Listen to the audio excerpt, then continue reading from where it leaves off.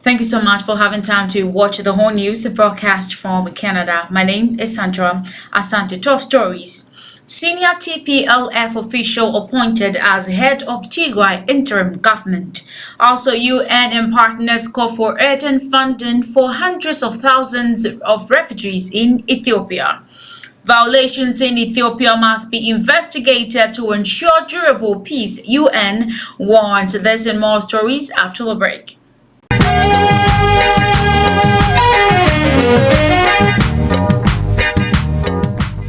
Welcome back from the break. This is the whole news here on Alena Media TV. To our first story, Ethiopia's Office of the Prime Minister said on Thursday an interim administration for the Horn of Africa's country's northern region of Tigray has been established, a key step in implementation of a peace plan to end the war there. The interim administration was set up by the upper chamber of Ethiopia's parliament, with Prime Minister Abiy Ahmed appointing Getachew Reda as the head of interim administration. A statement he posted on his Facebook page said the establishment of a temporary administration for Tigray was part of a peace pact signed in South Africa in November between Tigray People's Liberation Front and the federal government to end the war in Tigray.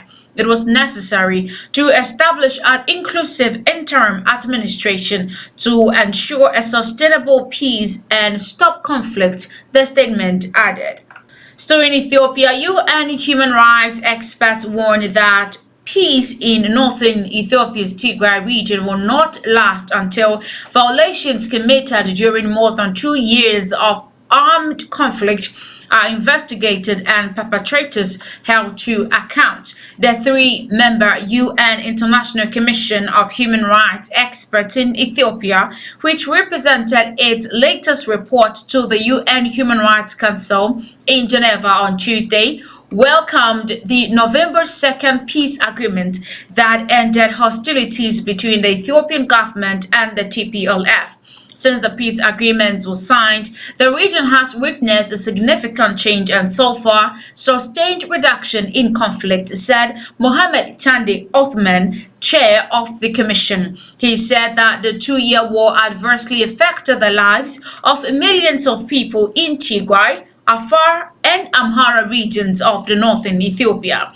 We especially welcome commitment to human rights, protections of civilians, unhindered humanitarian access and accountability. He said, despite these positive developments, Othman told the Human Rights Council that gravity and scale of violations committed in Ethiopia since the war's outbreak in November 2022 must not be forgotten.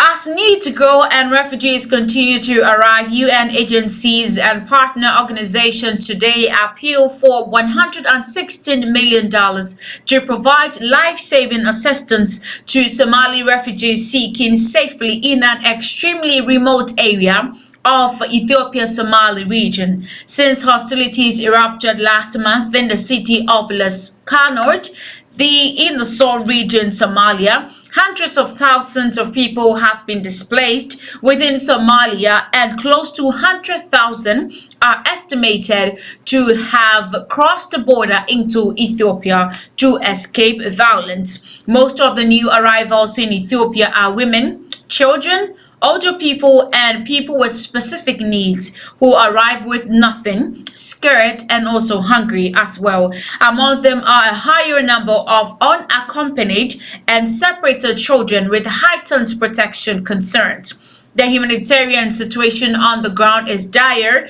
with moderate acute malnutrition observed in many of the children under age 5 and in pregnant women as well as nursing mothers. There is a high risk of disease outbreaks with worrying reports of measles cases in the area. The Ethiopian government and the local communities have generously welcomed the refugees, extending any help they can. But with the continual arrivals, resources are already severely overstretched, said Clementine Inkwata Salami, the UNHCR's regional director for the East and Horn of Africa and the Great Lakes region. We need additional funding to ramp up delivery of aid and address the acute and growing humanitarian needs. The fund will help provide urgent needs shelter and relieved items such as blankets, mats, and mosquito nets as well. Food will also be provided to all families in need through monthly general food distributions. Emergency food assistance is already being provided to meet the most immediate food and nutrition needs of new arrivals. To our next story, the Benishangwa Gomez regional government releases leaders and members of the two rebel groups, Gomez People's Democratic Movement GPMD and the Benishangwa People's Liberation Movement BPLM following peace accord. GPDM announced the release of over 370 of its leaders and members who were detained during different operations, while 70 leaders and members of the BPLM were also released.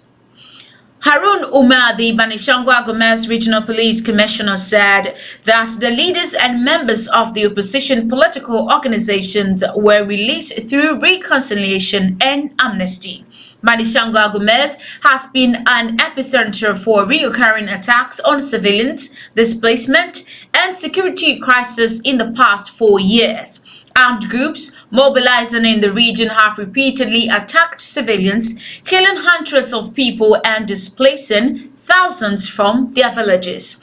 For the past 2 years, most of the region has been under the command post of the Benishangwa Gomez region and the federal government security forces as a result of brutal attacks by militants. Her Excellency Ms. Sasirit Gorat, ambassador, together with Mr. Tsesgaye Abebe Aduna, the honorary consul of Thailand for Ethiopia, and Mr. Wisit Bayuthipon, consular, met the ambassador Jabiyehu Ganga, Director General Middle East, Asia and Pacific Affairs, Ministry of Foreign Affairs of Ethiopia, to discuss ways to enhance relations and cooperation between the two countries, as well as the protection of the Thais in Ethiopia and Ethiopians in Thailand. The ambassador also visited the Abrihot National Library to donate books about Thailand to this biggest public library in Ethiopia, with a view to opening more doors for the Ethiopian to know more about Thailand. Furthermore, the delegation above also met with the Thai community in Ethiopia and gave them introductory information about the general election, which will also be held in the overseas, and visited the Thai inmates in the Khalid prison. In this occasion, embassy provided basic medicines and necessity and ensured that the embassy's role to protect all Thai nationals in Ethiopia. Up to 90% of water boreholes in part of Somalia, northern Kenya, and southern Ethiopia have entirely dried up. 1 in 5 people in drought-stricken East Africa, a total of 33.5 million people across Ethiopia, Kenya and Somalia, don't have enough safe drinking water. Failed rain is predicted to persist for the 6th consecutive season in May, making this the longest drought on record. In some areas in Ethiopia, northern Kenya and Somalia, the cost of water has skyrocketed by 400% since January 2021, making remaining water out of reach for 22.7 million people already facing acute hunger. In northern Kenya, 95% of water sources have dried up in pastoral areas like the Marsabit and Turkana, causing water prices to rise. The hungriest people in the region are also the thirstiest. People have depleted their last penny as they lost their crops and animals. They now have to pay vendors who continuously hike water prices, said Fatih Inzi Hassani, the Oxfam in Africa director. The over 2 years drought has already killed more than 13 million livestock, dried up thousands of hectares of crops, and also driven 1.75 million people from their homes in search of water and food. In Somali's Bay region, where 76,000 people are already facing famine-like conditions, water prices have more than doubled. Families are being forced to make hard choices like selling off what little essential possessions they have left or moving in search of water. Hundreds of thousands of people are now relying on emergency water tracking or unprotected wells which are unsafe and contaminated. Without clean water, people are at risk of contracting easily preventable diseases such as acute watery diarrhea and cholera, Inzi Hassani added. 26-year-old Kadra Omar, also a resident from Mogadishu, said people are now risking their lives consuming dirty water as a result of the drought. This is where I end today's whole news. Thank you so much for having time to watch. Don't forget to like, comment, and share as well. My name is Sandra Asante. Do enjoy the rest of your day. Justice for all.